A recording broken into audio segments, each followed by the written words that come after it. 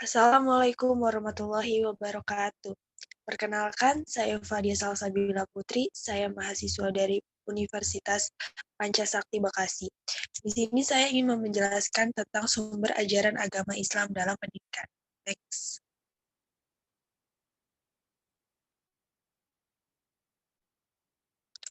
Hukum mempelajari agama Islam. Mempelajari agama Islam merupakan fardu ain, yakni kewajiban pribadi setiap muslim dan muslimah. Dengan mengkaji ajaran Islam, terutama yang dikembangkan oleh akal pikiran manusia, diwajibkan kepada masyarakat atau kelompok masyarakat. Next. Dalam upaya memahami ajaran Islam, berbagai aspek yang berkenaan dengan Islam perlu dikaji secara seksama, sehingga dapat menghasilkan memahami Islam yang komprehensif. Hal ini penting dilakukan, karena kualitas pemahaman keislaman seseorang akan mempengaruhi pola pikir, sikap, dan tindakan keislaman yang bersangkutan. Next. Kesimpulan mengenai sumber-sumber hukum Islam.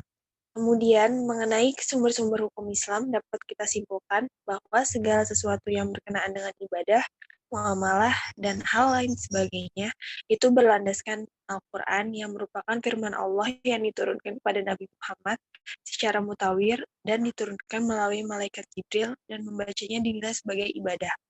Dan Al-Sunnah sebagai sumber hukum yang kedua mempunyai fungsi untuk memperjelas isi kandungan Al-Quran dan lain sebagainya. Next. Sumber-sumber ajaran agama Islam. Yang pertama adalah Al-Quran. Al-Quran adalah firman Allah yang tiada tandingannya. Al-Quran adalah firman Allah yang tiada tandingannya. As-Sunnah. As-Sunnah adalah sumber hukum Islam yang kedua sesudah Al-Quran. Yang ketiga adalah ijtihad. Ijtihad adalah sendiri berarti mencurahkan segala kemampuan berpikir untuk mengeluarkan hukum syar'i dan dalil-dalil syara, yaitu Al-Quran dan hadis. Next. Fungsi dari Al-Quran. Yang pertama sebagai furqan, atau pembeda antara hak dan yang batil, baik dan buruk.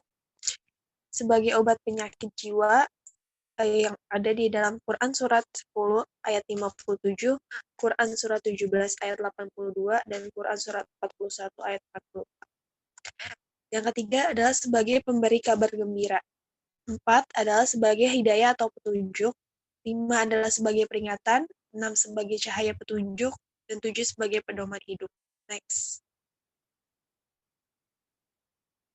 Hubungan As-Sunnah dengan Al-Quran. Yang pertama sebagai bayan, atau menerangkan ayat-ayat yang sangat umum. Yang kedua sebagai takrib, memperkokoh dan memperkuat pertanyaan Al-Quran. Yang ketiga sebagai bayan taudih, atau menerangkan maksud dan tujuan sesuatu. Next. Yang terakhir adalah kesimpulan.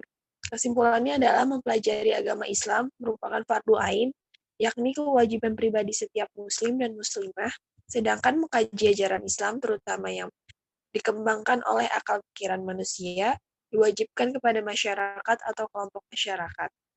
Sumber ajaran agama Islam terdiri dari sumber ajaran Islam primer dan sekunder. Sumber ajaran agama Islam sekunder adalah ijtihad, dan sumber ajaran agama Islam primer terdiri dari Al-Quran dan As-Sunnah. Kemudian, mengenai sumber-sumber hukum Islam dapat kita simpulkan bahwa sesuatu yang berkenaan dengan ibadah, muamalah, dan yang lain sebagainya itu disebut ibadah. Next. Dan sarannya adalah marilah kita mengamalkan dan menjadikan Al-Quran dan Al-Sunnah sebagai pedoman dalam kehidupan kita sehari-hari yang merupakan sumber dari hukum agama Islam dan sekaligus dapat membuat kita bahagia, baik itu di dunia maupun di akhirat nanti, agar hidup yang kita jalani lebih sempurna dan mempunyai tujuan hidup. Next. Terima kasih, sekian dari saya. Wassalamualaikum warahmatullahi wabarakatuh.